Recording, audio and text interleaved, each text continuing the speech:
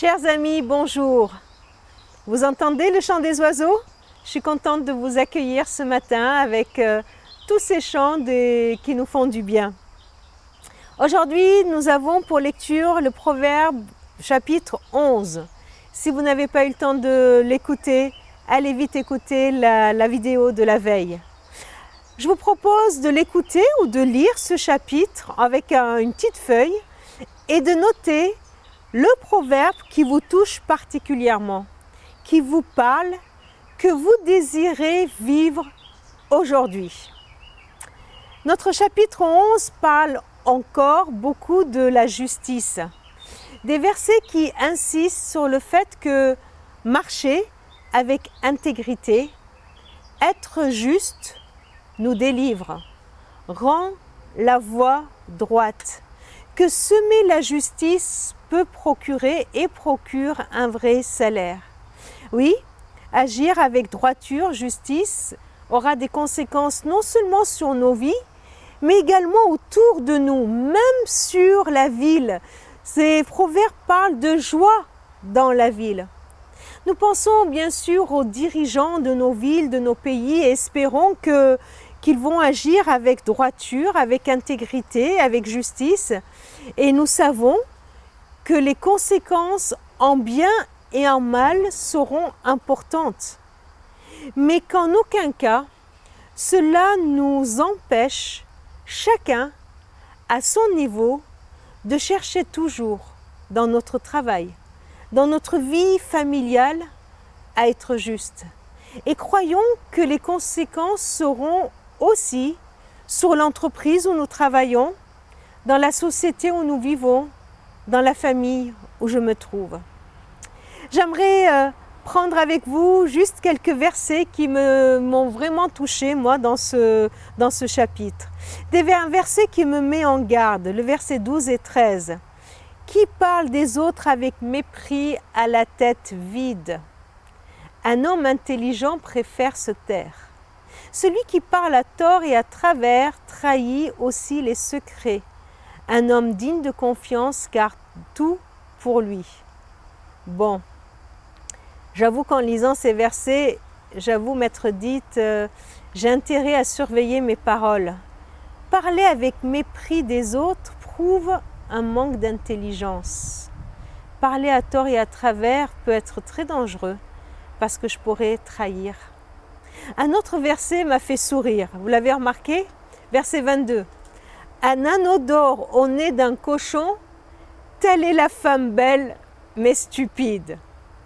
En résumé, ce verset dit quel gâchis de voir une femme belle et qu'elle soit stupide.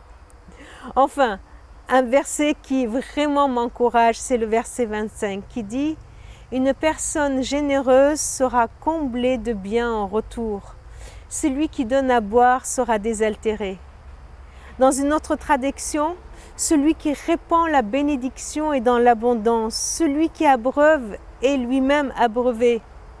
Et dans la traduction dans laquelle j'ai appris par cœur ce verset, l'âme bienfaisante sera rassasiée et celui qui arrose sera lui-même arrosé. Magnifique encouragement, non? À être généreux, à ne pas hésiter à ouvrir son porte-monnaie, à donner de son temps, à donner de ses paroles qui bénissent, à répandre la bénédiction, à arroser, à donner. Le Seigneur voit ce qu'on donne et celui qui récompense. Je ne manquerai jamais de ce que j'ai donné à l'autre, bien au contraire. Jésus dira à ses disciples et nous dit aujourd'hui même, vous avez tout reçu gratuitement. Alors, donnez gratuitement. Celui qui donne même un verre d'eau froide à l'un de ses petits parce qu'il est mon disciple, je vous le dis en vérité, il ne perdra pas sa récompense. Et si aujourd'hui était une journée de générosité pour chacun d'entre nous, allons, semons, arrosons, donnons et laissons le Seigneur nous donner ce dont nous avons besoin. Merci Seigneur parce que tu nous donnes la possibilité de bénir. C'est vraiment une grâce de ta part, une grâce et un privilège que tu nous donnes aujourd'hui de pouvoir bénir, de pouvoir semer, de pouvoir donner aux autres.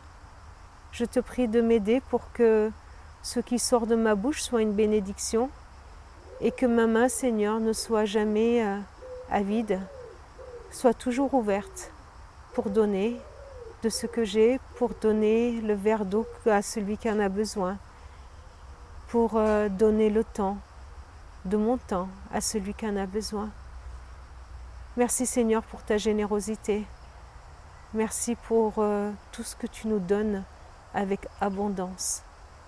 Apprends-nous Seigneur à t'imiter et à être vraiment tes disciples, à te donner à notre tour gratuitement. En ton nom, Amen. Celui qui arrose sera lui-même arrosé. Celui qui abreuve sera lui-même abreuvé. Celui qui donne sera désaltéré. Soyez arrosés, désaltérés, bénis tout au long de cette journée. À très bientôt.